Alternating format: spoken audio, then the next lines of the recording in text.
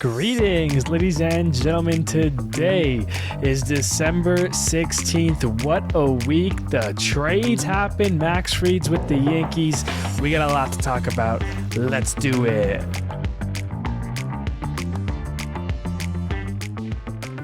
Hello, everybody. My name is Steven. This is the middle of the order. How are we doing today? Good. Golly gracious, we've got an episode here today.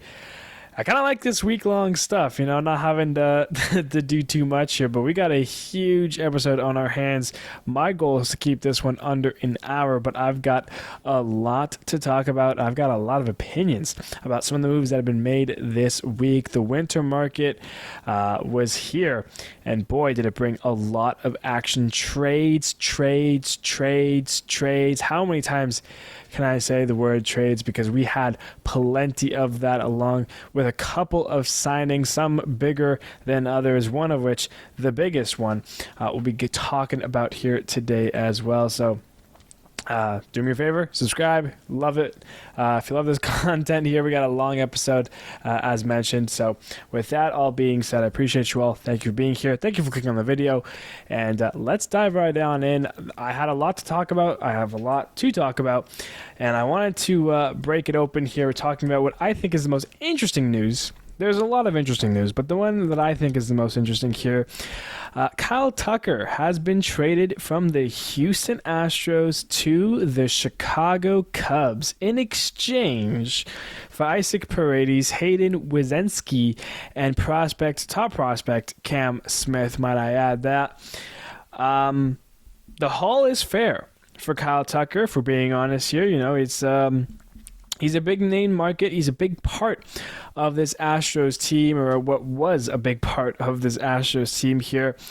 But there's always two sides to a trade here, usually, unless it's a three-team trade. We got the Cubs side and the Astros side, and I'm going to talk about the Cubs side first, because what they're getting is a Kyle Tucker named... What? I don't know what I'm saying there. They're getting a three-time All-Star, a Gold Glove winner, a Silver Slugger, a 2022 World Series winner named Kyle Tucker. That was a sentence I was trying to say before I jumbled up my words. Kyle Tucker debuting with the Astros at the age of 21 in 2018, but we saw success from this guy in the last 2-3 years here. Those three All-Star appearances were in 2022, 2023, and 2024, where he was a Gold Glove winner, a Silver Slugger winner, Gold Glover in 2022, Silver Slugger in 2023. He's put up big numbers for the Astros, 107 RBIs, 112 RBIs in 2022 and 2023, respectively. In his 7-year career with the Astros, 125 big home runs and an 870 OPS. He is a name for sure. Of course, this year, a little bit less than usual. He dealt with some injuries, only playing 78 games. He's on the books for this season and this season only. His contract is officially expired in 2025. So he's got 1 year here with the Cubs, and then he'll get a most likely qualifying offer and hit free agency at the end of this season. So that is what you have to know about Kyle Tucker here. And for the Cubs, I like the move a lot. And how can you not? You're getting Kyle Tucker. I mean, this is a premier, and I say that very lightly, but still, Kyle Tucker is, my opinion, you could argue, is a top 10 player right now. Is that a stretch? Probably. But he is extremely talented, not only defensively, but offensively. His power and his contact and just the ability to run bases. He's a smart baseball player. You add this guy into your lineup, and we're talking about a Cubs team here that I think is very interesting. What they're doing is trying to build around some of the young players here. Is it sustainable into the near future? This year, for 2025, I think I'm going to love the Chicago Cubs team they roll out here. I've talked about how I like the Reds and how I like the Pirates and some of the upsides and the young talent they've had here. I might be in on the Cubs a little bit more this year. They've got the guys that are going to carry them to a strong potential division-winning season here. Of course, we know the offseason has still plenty of dominoes to fall, but they got guys. They have Ian Happ, they've got Dansby Swanson, they've got the young guys, Michael Busch, Nico Horner, Pete Crow Armstrong is going to get a lot more appearances, and that's because we still know that they're trying to trade one of Seiya Suzuki or Cody Bellinger. So we have to assume one of those guys will be gone, and at this point, with Kyle Tucker being traded for, my likelier thing would be Cody Bellinger being the one that gets traded if they can find a team to take on that salary. Of course, Tucker's not the only move the Cubs have made. They've gone out. They've signed for Matthew Boyd. They've traded for Eli Morgan. And I'm assuming that there's still more moves to be had here.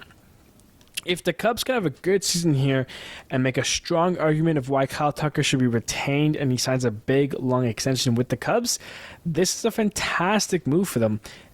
Probably like an A-plus level trade here for the Cubs here. And I think that's a key, because when I look at the Astros side of it, listen, Isaac Paredes, he is a talented ball player. Of course, this year he was traded from the Rays to the Cubs. Of course, he debuted with the Tigers. So this is the third time, I believe. Detroit to Tampa Bay is 1, Tampa Bay to Chicago 2, and Chicago to Houston 3. Yes, the third time in his young career that he has been traded. And this time he's heading to the Houston Astros. And this is where, in the Houston side of things will get interesting. Because when we look at the Tucker trade, when we look at the division, why would you be trading away Kyle Tucker right now? And this is where I'm interested in what the Astros are kind of doing here, because what we're kind of seeing is the end of this Astro dynasty in the long haul here. And it's very interesting to figure out why this might have happened. Of course, Kyle Tucker, like I said, is a free agent at the end of this season, as well as Framber Valdez, who we've also heard the Astros could be looking to trade as well. They are on a lot of money right now. Their books are very high. Guys like Altuve, Yordan Alvarez, Josh Hader, who's owed $19 million for the next 4 years still. Lance McCullers Jr. is still owed pretty penny, as well as Christian Javier, Ryan Presley for another year. So the Astros got some names on the books here. They have a strong team, regardless. With or without Kyle Tucker, they're going to be competing for the division. But, I get it. You're trying to save money here. You're trying to get some of that salary to use it somewhere else. What we'll later find out in this episode is that, the Astros are talking about Alex Bregman and how he's out of their price point. So you trade away these guys. You trade away Tucker to get some money so you can get Bregman back. But you're trading for Isaac Paredes, who is a third baseman. We're talking about Nolan Arenado later, spoilers, but they're in on him for potential trade. He's a third baseman. So you go out, you make the move, you trade away Kyle Tucker, who is arguably, after Altuve and Yordan, a top 3 player on the Astros team. He is a difference maker at times. We've seen it before, and we won't be seeing it this year. And we know where Texas stands. We know where Seattle's going. These teams in the AL West are trending upwards. And for some reason, I feel like the Astros are starting to level or even start trending downwards. Of course, they're getting Hayden Wiesenski and Cam Smith in deals well. You never know with young players and prospects how they'll end up turning out. Isaac Paredes is a good ball player, but he's a one-time All-Star last year for the first time in his career in 2024 with the Rays. Of course, that got him dealt to the Cubs. But when he got dealt to the Cubs, his OPS dropped. His numbers declined heavily. Was it because it was a different trade, a different atmosphere, first time on the NL? Who knows? But at the end of the day, the unarguable part of this is that Kyle Tucker is a better ball player than Isaac Paredes. And at the end of this day, even though it's only 1 year, I think the Cubs will get more value out of Kyle Tucker this year than the Astros will get out of Paredes. And obviously it's hard to say, but potentially Cam Smith and Wiesenski. So I don't know how much I like this move for the Astros. Obviously, we'll have to look at this trade down the line, see how Cam Smith ends up developing, see how, Isaac Paredes does with this Astros. But I have a lot of faith in Kyle Tucker. He's one of those players who I do love a lot. Left-handed right fielder. He's probably one of the best right fielders in the game right now. And of course, that's tricky to say when you have Betts, who's technically right field, but is supposed to be playing back in the infield. And Judge got moved over to center. And you have Soto there. And Acuna when he's healthy. So a lot of talent in right field. But Kyle Tucker is among them. He's a great add for the Cubs. And I expect him to have a fantastic season this year with Chicago and make a lot of money heading into 2026 and beyond. That's what I'm going to say about that for now. Like I said, we've got a lot of trades. I want to talk about some of them. There are some I want to talk about in depth and some I'll kind of breeze through somewhat quickly here. But continuing on, we got to talk about the AL East and the two trades that happened there. Specifically, we'll be starting off with Garret Crochet heading to the Boston Red Sox for quite the prospect haul. Of course, we knew the White Sox were looking to trade Garret Crochet. We've known about this from the trade deadline.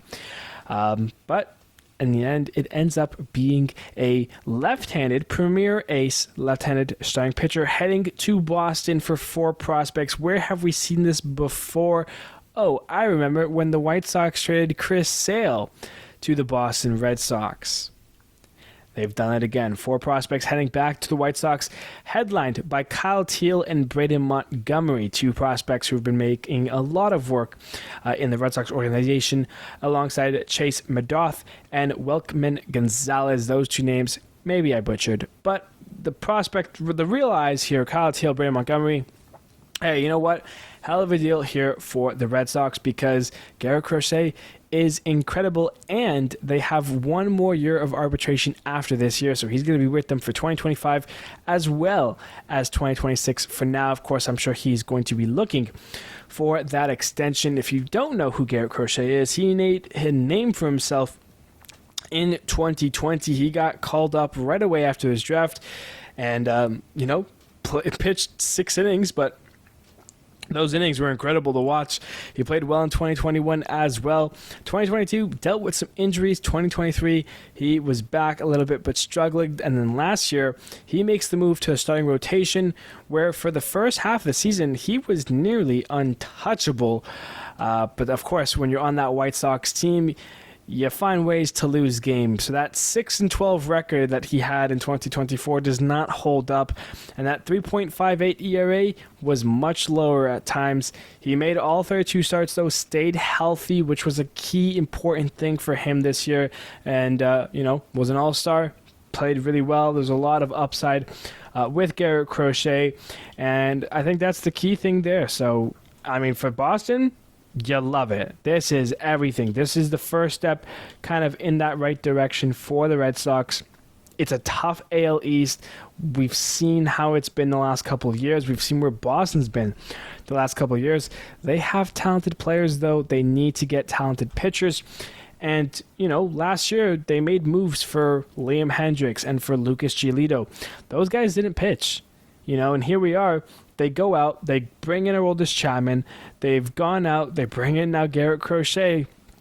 The offense is still very talented. We've seen the offense with Jarren Duran and Rafael Devers and Trevor Story, the upside that he has. Just talent. Masataka Yoshida. There's just so much to like about this Red Sox team. You get an ace like Garret Crochet, and we saw what happened when the Red Sox traded for Chris Sale many moons ago. This could be a very similar story here. It's a little different, but it's still an electric elite arm heading Boston's way. And in that AL East, the way that division runs is through New York. It's been through Baltimore. We know Tampa Bay has got the Devil Magic. We know the Blue Jays have a couple, have a season really to try and fight. And Boston's kind of showing up to the table as well. And they go out, get a huge move here. White Sox, you're not losing anything. Garret Crochet is a talent. He's a luxury that you guys cannot afford. The team is not there. You go out, you get some top prospects. It's a smart move. Could you have gotten more? Could you have done something? You never know. it'll never be different. To ask what if with this trade will be ridiculous. You're just going to hope that these talented prospects that you guys got will develop and be able to help you guys turn it around. After a season like you had last year, there's nothing more that you can ask for. And for Boston, you get, you are a talented team. You want to compete. You want to fight with the big dogs. You got to get talented players. You got to add, and that's what they're doing. So the Sox nailed the trade here. This is a good trade. I feel like for both ways, at the end of the day, it'll look good, for both teams here. And, not much else to say about that. Garret Crochet is a Red Sox. But other teams see this, and other teams need to make moves as well. And that is exactly with the New York Yankees and what they ended up doing, because they know what happened last year. They know some of the problems that they had, and they're going to address some of that, starting off with that bullpen, because if the Red Sox want to trade for Garret Crochet, the Yankees will go out and trade for Devin Williams from the Milwaukee Brewers in exchange for Nestor Cortes Jr., as well as a prospect named Caleb Durbin. Williams is the stud here. Rookie of the Year, two-time Hoffman Reliever of the Year award, as well as a two-time All-Star. We've seen the talent and the screwball, that pitch, man, that Devin Williams has. He is elite, and as elite as it gets. In his 6 years with Milwaukee, he has a sub-2 ERA. He is phenomenal. Phenomenal, this guy is. An 8.9 WAR, 27-10 record. He's got 68 saves. That year where he won the Rookie of the Year, he had no saves. He had to share time with Hader. And I say share time, he was the setup man for Josh Hader. That Milwaukee bullpen, man, that 2020, 2018, those years, man, scary stuff. He became the closer when Hader left, took over, and he's done a great job since. Of course, last year, dealt with injuries, didn't get to pitch until the second half of the season. Only pitched in 21.2 innings pitched, played 22 games. And of those 22 games, had 14 saves. So still a strong year for Mr. Devin Williams. And expect a lot of it here with New York. We know what they're trying to do here. We know the talent. They lost Soto. You got to start spending some money. They do spend some money here. We'll talk about it. But this is a smart move from New York. They stay, relatively at the top of the table in that AL East. And Devin Williams is electric. You can say what you want about him in the postseason. You can say a lot about with relief pitchers in the postseason. We saw that this postseason. But guys, there are some guys who in the playoffs tend to miss their mark a little bit. Devin Williams had a tough outing, a couple tough outings against New York in the wild card series that caused Milwaukee to get eliminated. And, it's going to be tough because, for Devin Williams, his last memory as a Brewer will be that home run to Pete Alonso. At least that would be my last memory if I was Devin Williams here. It's a tough way to go out here, but you're going out from a team like Milwaukee to a team like New York. And listen, I know I've never been the strongest Milwaukee enthusiast in terms of the podcast and how I, discuss business when it comes to Milwaukee here. They are missing a mark, and I don't know what it is here, because sometimes you got to make a move, and for Nestor Cortes, listen, he had a good year in 2022. He was an all-star, had a nice appearance, 2.44 ERA. The following year, dealt with injuries, only played 12 games, had a 5 ERA necessarily. Last year, he was back, 31 starts, 3.77. It's good. It's, it's nice, but is it going to help you in the long run? Is it better to have a starting pitcher who can get you 30 starts and with a 3.5 kind of, middle of the pack average? Or would it have been better to keep your premier relief pitchers, top maybe 5 relief pitchers, closing pitchers in the game right now? Nestor Cortes falls where in the rotation? Freddie Peralta, Brandon Woodruff, Aaron Savali, 4th for Nestor Cortes. You traded away your best closer. And listen, I know price is a factor. Milwaukee, obviously not the most expensive team. Devin Williams at the end of his contract here. So right now, I favor the move to New York.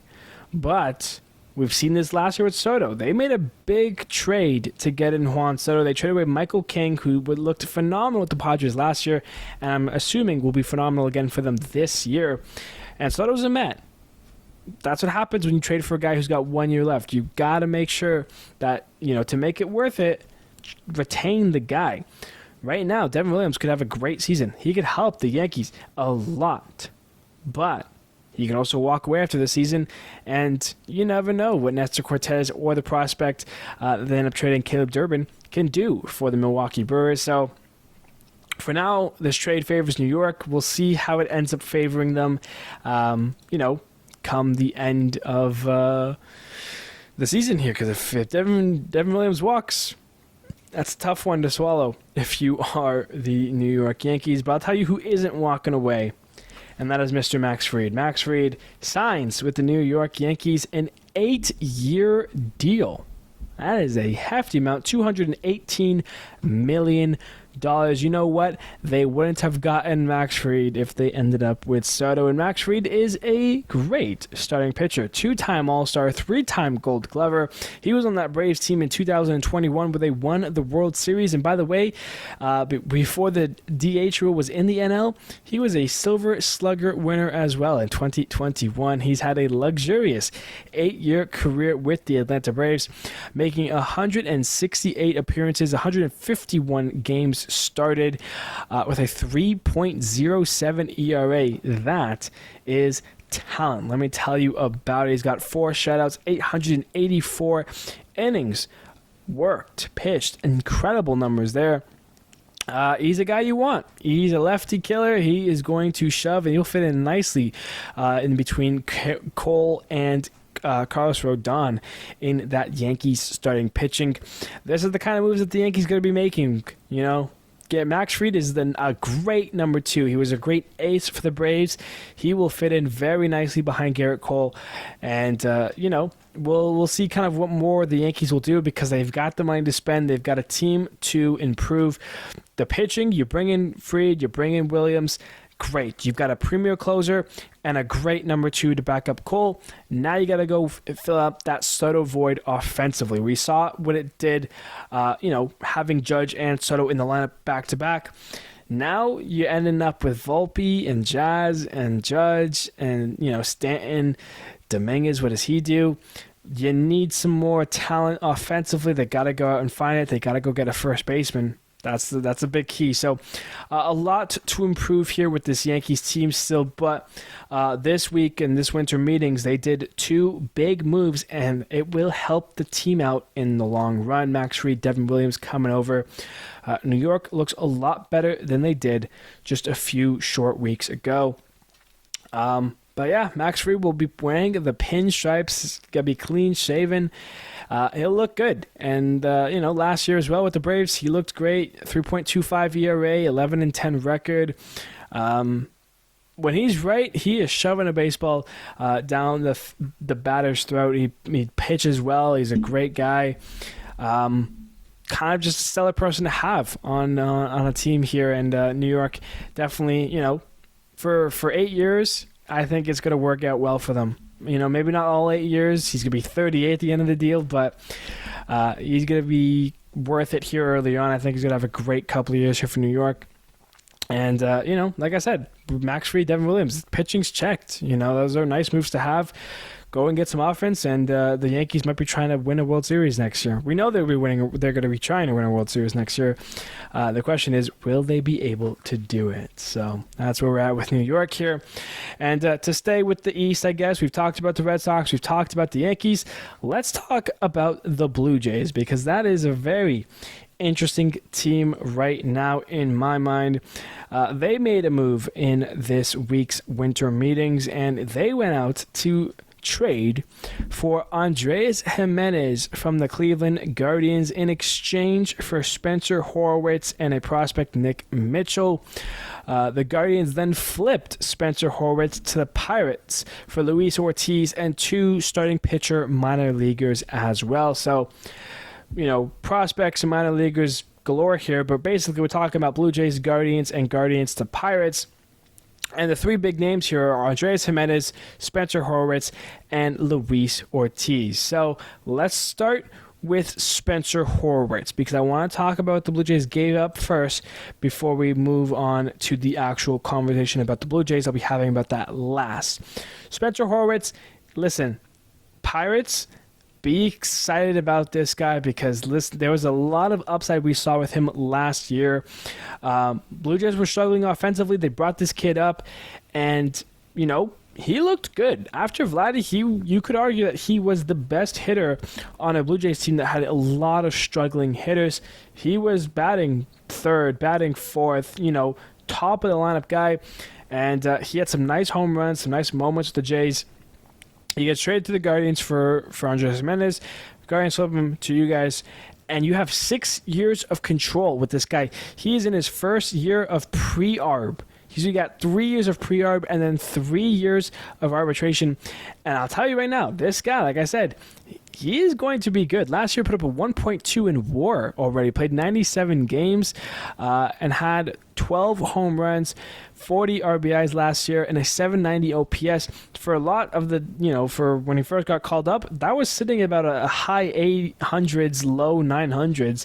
You know, did get cold in September, did kind of fall off. But like I said, for 6 years of control, what you guys gave up to Cleveland, this is a great move for the Pirates here. I think Spencer Horwitz is going to become a fantastic player.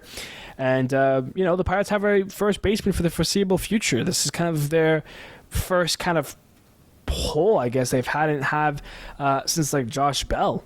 You know, like, we've seen Pirates rotate some first basemen in and out over the years here once Bell left. But I think Horwitz is going to be a nice, you know, position to fill. And I think the Pirates are very lucky to have gotten Spencer Horwitz. They did give up a couple prospects as well as Luis Ortiz to the Cleveland Guardians. We've seen Ortiz up and down throughout the majors since 2022. Last year, he stuck around. He played 37 games, made 15 starts for the Pirates, a 7-6 record, a 3.32 ERA, his best year in the big leagues. And he's got 5 years of control still. So the Guardians, I'm sure you're still happy with this. Not sure who would you have wanted between Andrés Gimenez, Luis Ortiz, and Spencer Horwitz, but you end up with Ortiz. He's going to fit nicely into the rotation. If anything, you move him to the bullpen. He's a work in progress still. Good upside. Good move for the Guardians. And they dumped away Andrés Gimenez. And that is the big part of this deal. The big thing that we're going to talk about here is the Blue Jays, because this is a team right now who we don't know their direction. And it's a little bit concerning, because what you have here is a all-star, is a 3-time Gold Glove winner the last 3 years, as well as a Platinum Glove winner. He kind of broke out, you know, finished 7th in Rookie of the Year, you know, was a strong candidate in the Mets in 2020. He then got traded to the Guardians in the Francisco Lindor deal. 2021, solid year. 2022, breakout year. Not known for having power, he hit 17 home runs and an 837 OPS. Since then, the hitting falls each year. In 2023, all his numbers dropped. In 2024, they dropped even more. He only had 9 home runs last year, played 152 games, had 147 hits, a 638 OPS. This is the issue for the Blue Jays here. Andrés signed a healthy extension with the Guardians. How healthy? This year, $10.5 million. Next year, $15.5 million. Then he's getting paid $23.5 million for 2027, 2028, and 2029. And then the Jays have a club option for $23 million in 2030. So he is on the books for a long time, for a healthy amount. The Blue Jays have won the Gold Glove, the Team Gold Glove, in 2022 and 2023. Sorry, 2023 and 2024. They're back-to-back winners the last 2 years here. Their defense is incredible. We've seen it. Vlad's a Gold Glove winner. Barrios is a Gold Glove winner. Varsho's a Gold Glove winner. They've got talent defensively up and down this lineup. Danny Jansen when he was there, Kirk as well. There are some very talented defensive players. Springer's always made some great catches in that outfield. Incredible defense. And Andrés Gimenez is incredible defense. You want to watch a guy make some amazing defensive plays? Then look no further. Andrés Gimenez, super talented defensively. Where this comes into question is the offense. As mentioned, his numbers continue to drop year in and year out. And if the Blue Jays can't find a way to help him get his offensive numbers back like they were in 2022, then you just trade for a guy who defensively, all the talent in the world, but for $23.5 million for 3 years in 2027 to 2029, that's not going to cut it with a 630 OPS, especially when Springer has aged tremendously. The hitting numbers were extremely down last year for the Blue Jays, and if they want to compete this year, they need some offense. That's the big key takeaway. We've seen the Blue Jays be in on Ohtani last year, in on Soto this year. They get neither of them. And now you've got a rotation that is good. You've got a bullpen that is okay. You lost Romano. You got back Garcia, which we'll mention quickly here. But it's the hitting outside of Vlad, who, by the way, Vladdy and Bo, they're free agents after this year. You can't let Vlad walk. Vlad declined an extension from you guys already last week, sitting about 340. So it's time to bump up those numbers, because if you're the Blue Jays, you got to keep Vladdy, and then you got to spend some money. You got to go get, the Anthony Santander, the Teo Hernandez that they've been linked to. They're right now the front runners apparently for Corbin Burns, or at least have offered them the most money, So if I'm the Blue Jays, it's make or break kind of a year here. So you got to figure it out here. Andrés Gimenez, if you can turn the hitting around, this will work out for you guys. But there's a big emphasis on the word but. You got to get the hitting. He needs to figure it out. Otherwise, this will sink the Blue Jays for a couple of years here, especially with Baltimore and their young prospects up. The Yankees and Red Sox will always be around. It could be a couple of tricky years for the Blue Jays if they don't figure things out, and they've got to do it now. As mentioned, they did go out and they brought back Yimi Garcia, who, hey, that's talent. I will stand by Yimi Garcia. I think he is a really great bullpen piece here. Of course, we know the Blue Jays non-tendered Jordan Romano. He's no longer part of that bullpen. Garcia had great numbers with the Blue Jays and the Mariners last year. Of course, the Blue Jays traded him to Seattle. But now he's back with the Blue Jays, and that's good for them. I think he's going to be the closer because he's getting a healthy deal here. It's a 2-year, $15 million deal, 7.5 last year. 39 games, he made 5 saves, a 3.46 ERA. We've seen this guy be talented.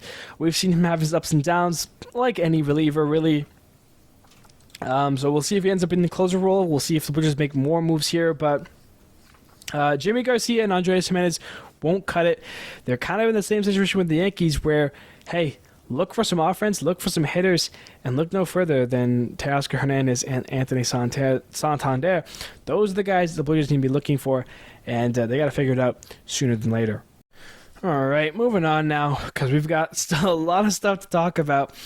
Let's talk now. Jeffrey Springs is heading to the Oakland A's. This is a big trade here between the two teams, the A's and the Rays. Did I say the Oakland A's? I don't remember if I had said the Oakland A's or not, but it's the A's regardless of the Athletics. Jeffrey Springs heading over with Jacob Lopez. In exchange, the Rays are getting Joe Boyle, 2 minor leaguers, as well as a pick and competitive balance round A.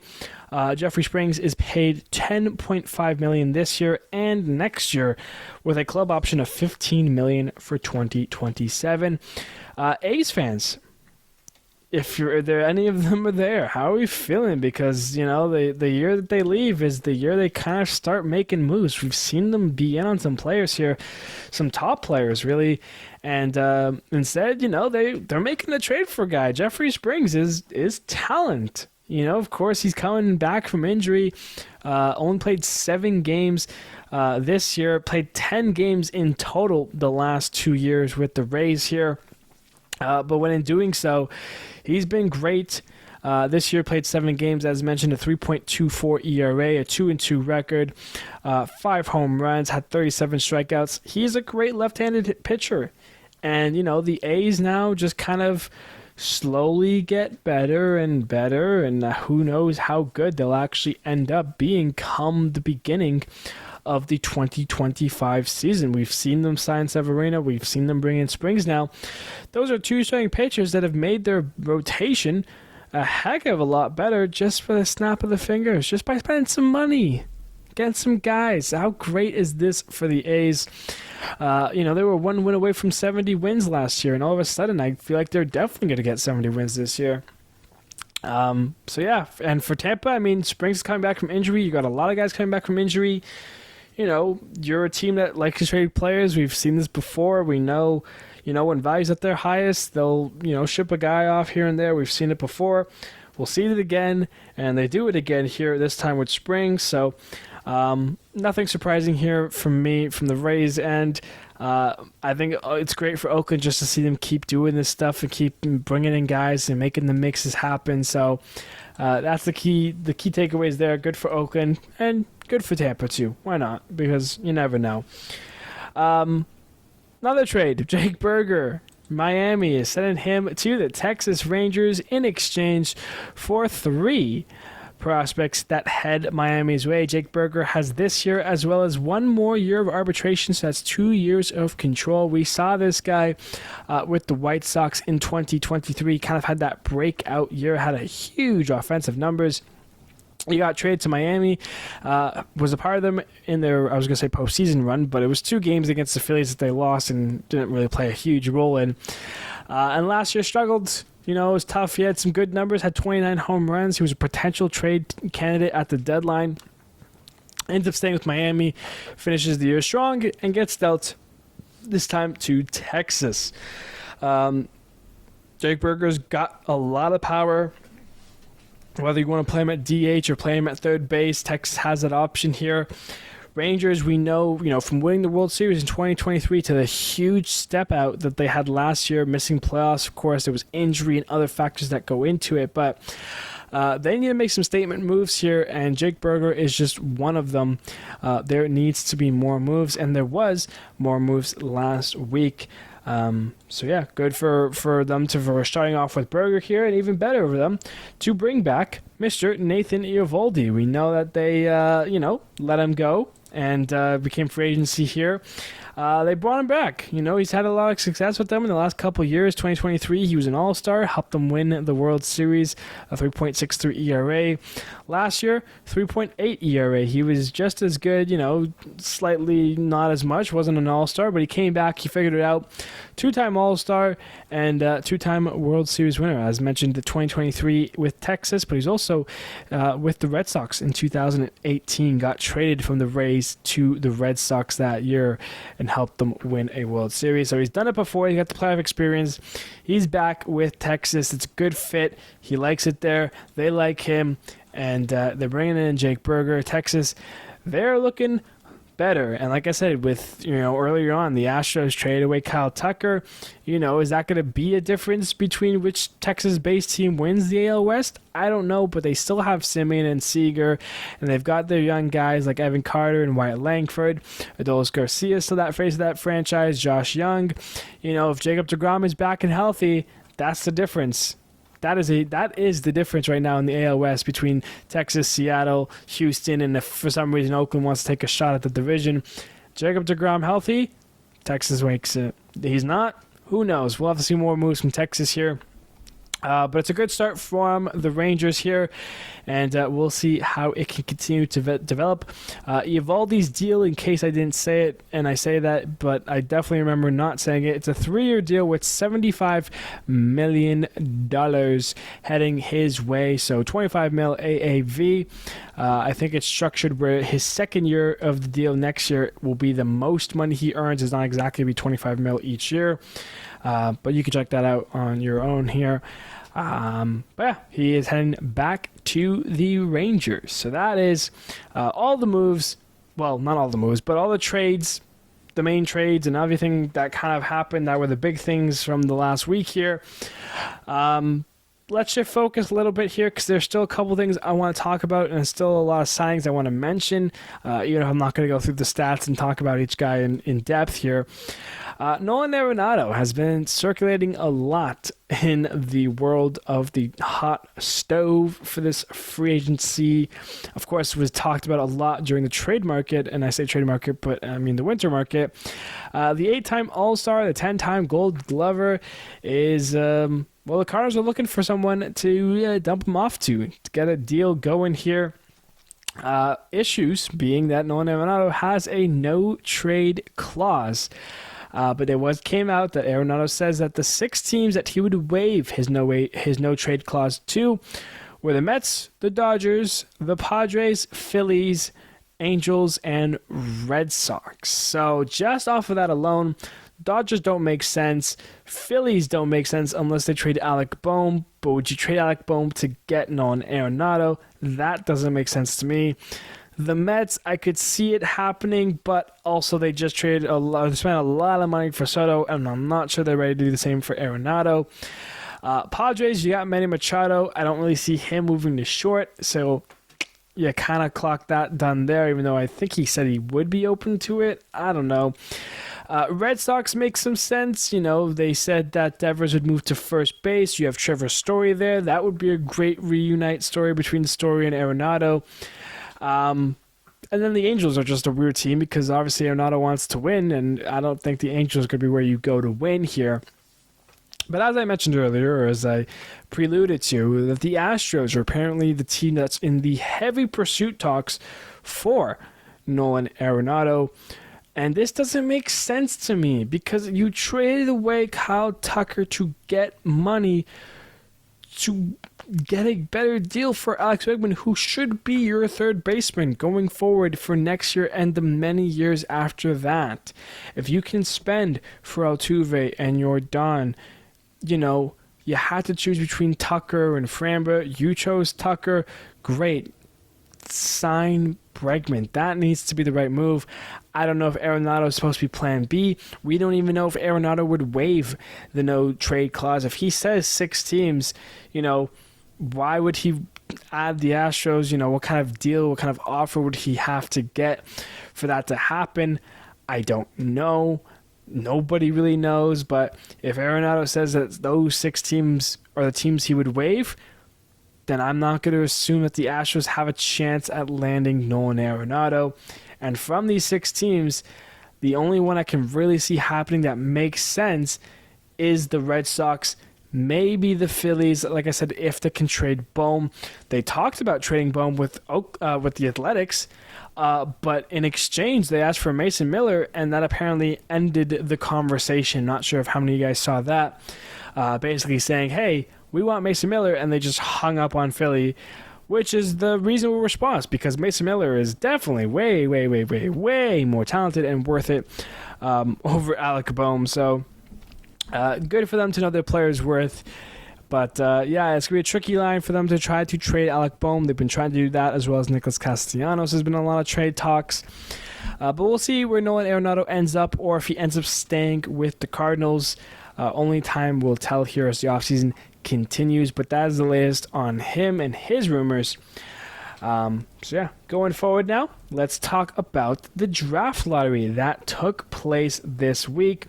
And there is a couple of winners and a couple of losers. The big winner of the 2025 draft lottery was the Washington Nationals. And this is a big deal because Washington's got some pretty good scouts. They find some nice, talented players. So they will have the first overall pick for the 2025 draft. The last 2 times they had the first overall picks, they picked up Steven Strasburg and Bryce Harper. So believe me when I say I think whichever player the Nationals end up picking with the first round pick is going to be quite the talented player. Following the Nationals, you have the Angels, and then the Mariners have a 3rd round pick. They're one of the big winners of the draft from when they started. Rockies will pick 4th, Cardinals will pick 5th, Pirates 6th, the Marlins 7th, Blue Jays 8th. And in case you're wondering, the worst team in baseball history pretty much in the White Sox that had a horrendous record and 120 plus losses. They're picking 10th in this year's draft, so that is just funny and horrible for them. I feel for you White Sox fans, I truly do, because I like the South Side of Chicago. I like the team. I've liked plenty of the teams, the players they've had in the past, but this is just funny, to say the least. So, tough one for White Sox fans. Good for the Nats, good for the Mariners, some winners, some losers. That is your draft lottery here. And that brings us to kind of the last thing here. I'm just going to kind of go through some of the other signings and things that happened this week during the winter meetings. The Red Sox, in all their trades and adding Garret Crochet, etc., they ended up DFAing Emmanuel Valdez. The Pirates have traded for him in exchange for a right-handed pitching prospect heading Boston's way. So Emmanuel Valdez, he joins the Pirates. Moving on into some other moves here. Brian De La Cruz, he signs with the Braves in a non-guaranteed deal contract, so he might not actually end up being on the Braves at the start of the season, but for now he is with Atlanta. The Yankees are re-signing Jonathan Loáisiga. There is no financials yet on the deal here, but apparently there is a team option for 2026, so that helps the Yankees and their bullpen. Thairo Estrada goes from the Rockies to the Giants as he signs a one-year, $3.25 million deal there. The White Sox, they get their guy, Mike Tauchman, a $1.95 million deal for 1 year. So, I mean, it's someone, it's a name, it's a face, and, he's going to kind of lead that team, I guess, and eventually be the guy who gets traded at the deadline. So, there is Mike Tauchman. Alex Cobb had a fantastic year with the Guardians, helped them get to the ALCS, and he's going to get reward for it with a one-year deal to Detroit in the same division. $15 million for Alex Cobb. Good for you, Alex Cobb. Way to earn your paycheck there. $15 million for Cobb. Way more than what I would have paid, but you know what? He had a fantastic year with Cleveland, and Detroit will take that chance on them. And listen, Detroit's in the position where they can do that. Detroit is going to be looking good entering 2025. The Cubs are signing Carson Kelly to a 2-year deal, $11.5 million, about $7 for each year, 7.5, 7.25. And they have a mutual option for 2027. Of course, Cubs and Carson Kelly, will he be the starting catcher, backup catcher? We'll see, wait and see there. But he's heading over to Chicago. And then lastly, Jordan Romano signs with the Philadelphia Phillies. That's a 1-year, $8.5 million deal. They recognize talent, something that the Blue Jays were not able to do. Those are the other signings. So the winter meetings came and went. Lots of trades. Kyle Tucker's a Cub. Garret Crochet's a Red Sox. Devin Williams, a Yankee. Max Fried's a Yankee. Gimenez is a Blue Jay. Horwitz is a Pirate. Jeffrey Springs is an A. Berger is a Ranger, as well as Eovaldi. And that's kind of the key summary from the week here. And would you look at that? 48 minutes. Not bad at all here. Ladies and gentlemen, the episode is over. Lots happened. Still a lot to go. We're in December here. Closer and closer to spring training, but we still have plenty, and I mean plenty, of free agents still on the board. You don't believe me? There are plenty of guys, let me tell you. Yeah, one episode here, lots to talk about, and pretty much got it through. Of course, not as much detail for some things, but you can always check things out on your own. I appreciate you all for being here. This is the middle of the order. Like and subscribe if you're new here. Appreciate it. It helps me out a ton. And if you're this far into the episode and you've listened to the whole, almost 50 minutes here, well, I appreciate you very, very much. And I hope you guys have a holiday season's upon us here. I'm not sure when the next episode will be. Probably we'll do one more before Christmas. Again, it's that time of the year here. Who's going to get the special Christmas contract? I could go on and talk, but it's going to be a long day, long week. Still got to do some Christmas shopping myself. So I appreciate you all. Thank you, everybody, so much. And I will see you next time.